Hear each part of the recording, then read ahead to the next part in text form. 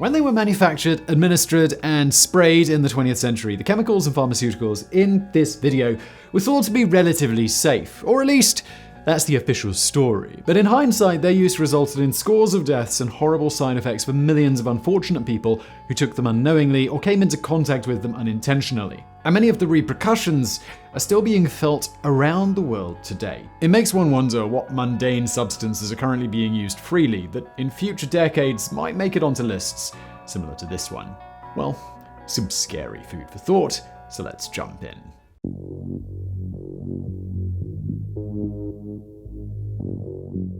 Though Agent Orange is most well known for its widespread use during the Vietnam conflict, it was just one of a number of herbicides developed jointly by the United States and England during World War II. Agent Orange's long and ultimately infamous history began in 1943 when the US Army hired University of Illinois botanist and, ironically, bioethicist Arthur Galston to create and document the effects of promising new exfoliants on both broadleaf plants and crops, including cereal grains like rice. Just a few years before, Galston had made a name for himself doing postgraduate work, but his research focused on finding chemical compounds that made soybeans flower and bear fruit more quickly than normal. What he discovered, however, was that high concentrations of some compounds actually had the opposite effect, and that in many cases they acted as herbicides instead of fertilizers. From these studies arose new concepts with numerous commercial and military applications, the most prominent of which was using herbicides sprayed from aircraft to destroy ground cover and crops over vast swaths of agriculture, rural and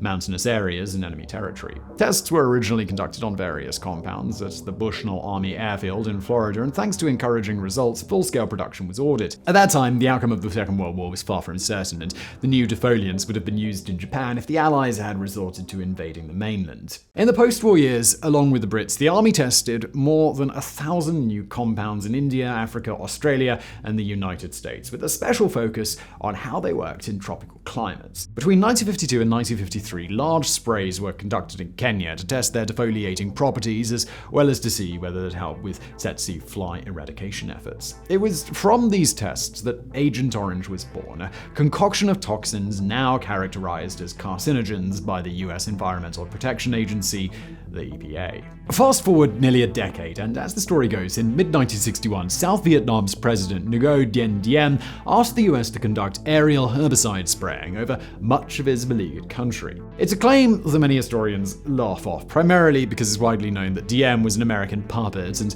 probably more accurately, the CIA used this as a cover story to wipe their proverbial hands clean of the potential negative fallout. Whatever the case, in August of 1961, the Republic of Vietnam Air Force conducted herbicide operations with American help, and the practice sparked heated debate through the halls of US power. The same halls of power populated by the same politicians who'd looked the other way years earlier when napalm was first used with horrifying results. Many US officials pointed to the fact that the British had used herbicides and defoliants extensively in Southeast Asia since the 1950s, which according to them was proof that it was a good idea. Convinced of its worth by November, President Kennedy had authorized Operation Ranch Hands, the code name for the US Air Force's defoliation program. A few months later, in early 1962, the first batch was offloaded at Tan Son Nhut Air Base, near what's now Ho Chi Minh City. Official records show that more than 6,000 spraying missions were carried out over nearly a decade, during which approximately 20 million US gallons of various chemicals, collectively known as rainbow herbicides,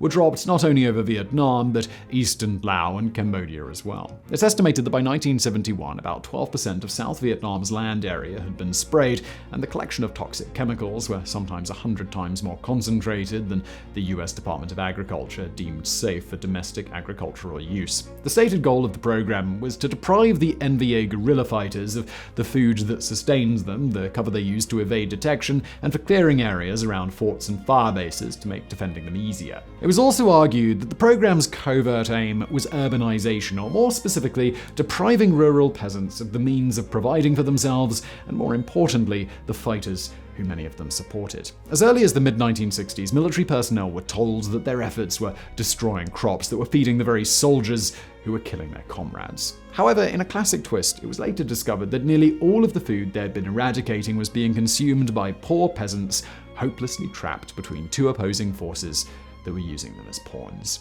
Since the war's end, the Vietnamese government claims that nearly 3 million people have suffered terrible illness as a result. The Red Cross of Vietnam estimates that up to 1 million people are disabled or have health problems due to Agent Orange, and big shocker, the United States government challenges these figures and in some cases denies them altogether. But many Vietnam vets suffer from Agent Orange-related ailments as well, including leukemia, Hodgkin's disease, lymphoma, heart disease, Parkinson's disease, and multiple cancers that affect nearly every system in the body, which many physicians and advocacy groups blame on Agent Orange.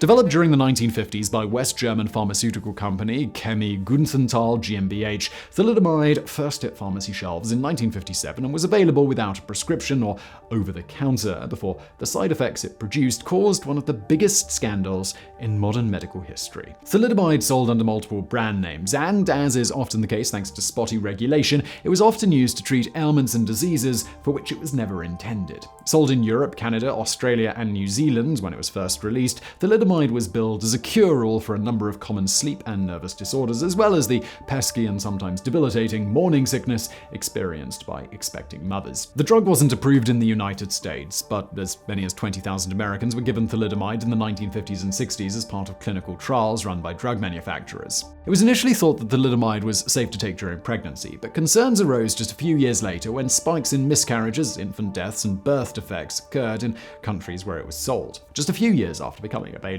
the medication was removed from pharmacies across Europe pending further investigation. The medical establishment didn't pick up on the connection immediately, but eventually investigators, regulators, and doctors were able to draw a direct line of cause and effect. Estimates of the total number of embryos affected were between 10 and 20,000, of which approximately 40% died at or very near the time of birth. Many of the babies who survived were horribly deformed, and collectively they became known as the children of thalidomide. Defects included stunted, misformed, and/or missing limbs and eyes, as well as severe nervous system and heart problems that often proved fatal if the child survived birth. Thalidomide's entry into the US market was blocked by a concerned FDA regulator named Frances Kelsey, who, when she was hired in 1960, was just one of less than a dozen full-time physicians reviewing new drug applications. One of Kelsey's first assignments was reviewing an application by Richardson Merrill for thalidomide or Kevadon.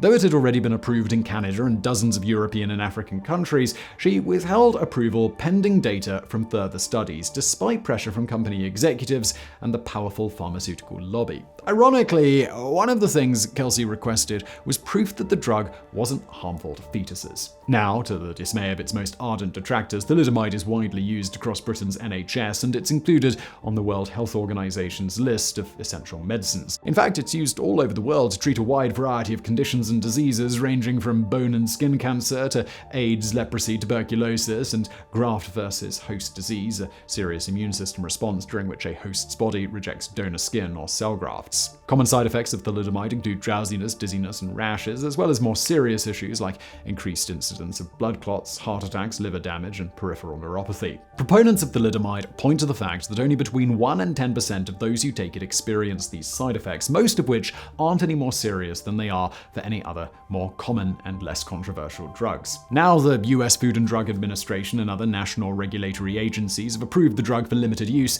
but only with comprehensive risk evaluation and mitigation strategies in place to ensure that those taking it are aware of the risks. After the thalidomide scandal broke, a number of class action lawsuits were filed in multiple countries. Some resulted in settlements, but most only paid small percentages of the original claims. And not surprisingly, 6 decades later, the battle still rages, and many doctors, scientists, and regulators believe that the drug should be banned entirely.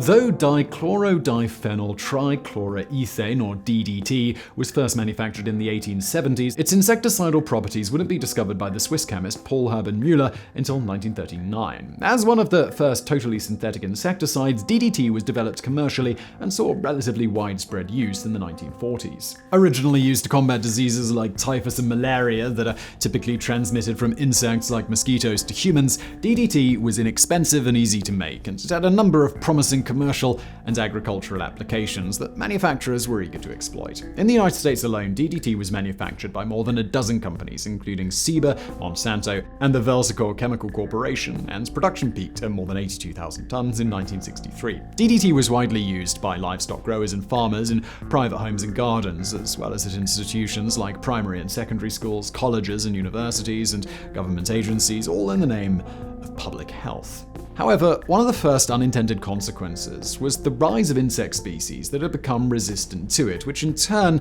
led to the development of even more potent and, in some cases, more deadly chemicals. Before the formation of the EPA in 1970, the US Department of Agriculture took regulatory action in the 1950s and 60s to limit DDT's use, thanks largely to mounting evidence showing that its benefits weren't as spectacular as previously thought and that it was harming humans, animals, and the environment. But though evidence of DDT's dark side was becoming more widely known, it wasn't until the publication of Rachel Carson's book Silent Spring in 1962 that the issue was thrust under national and international spotlights. That said, it wouldn't be until 1972 when the EPA issued an order for the cessation of DDT use. DDT's impact on humans, animals, and the environment has been studied for decades, and like many hot-button issues, it has become politicized, though it's now widely accepted as truth that it's exceedingly harmful. Some claim that DDT is responsible for many of the cancers that are so common now, but it's still only classified as a probable carcinogen by most international health authorities,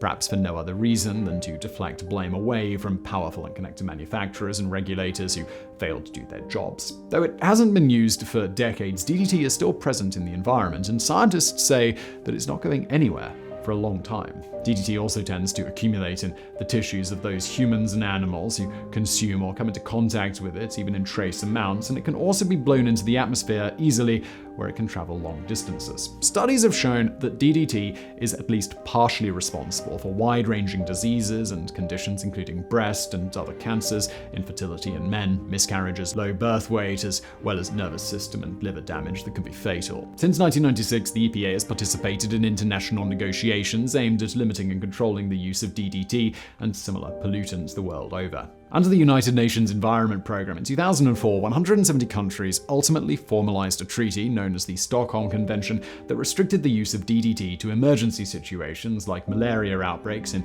developing countries, primarily in Africa. A few years later, the World Health Organization officially supported the indoor use of DDT in some African countries where hundreds of thousands die every year due to mosquito-borne illnesses. In other words, in some instances, DDT's benefits far outweigh its risks, at least as far as the WHO is concerned. So I really hope you found that video interesting. If you did, please do hit that thumbs up button below. Don't forget to subscribe. And as always, thank you for watching.